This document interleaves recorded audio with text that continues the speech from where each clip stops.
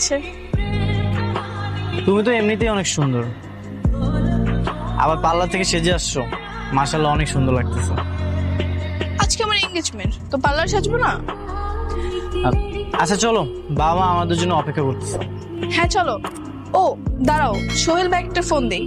উনি বলেছিল পার্লার হয়ে আমাকে নিয়ে বাসায় যাবে, কিন্তু এখনো তো আসলো না। হ্যাঁ হ্যাঁ, কল দাও।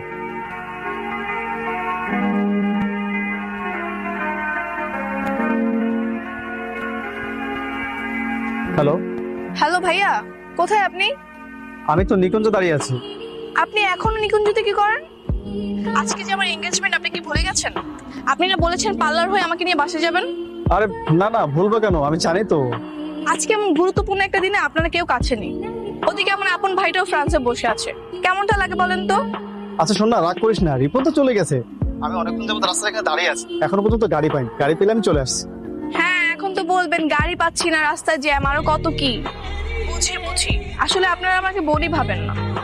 নাবিলা, উনি যেহেতু গাড়ি পাচ্ছে না, আমি তোমাকে নামিয়ে দিই, ওনাকে নিয়ে আসি, ওনাকে তুমি অপেক্ষা করতে বলো। তুমি যাবা, দেরি হয়ে যাবে না?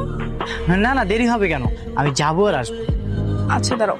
হ্যাঁ ভাইয়া শোনেন, ও যে রাতুল যাচ্ছে আপনাকে নিতে, আপনি তাহলে ওখানে থাকেন।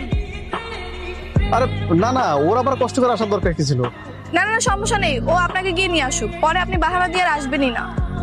আচ্ছা ঠিক আছে, তাহলে পাঠিয়ে দে। ঠিক আছে, তাহলে আপনি থাকেন।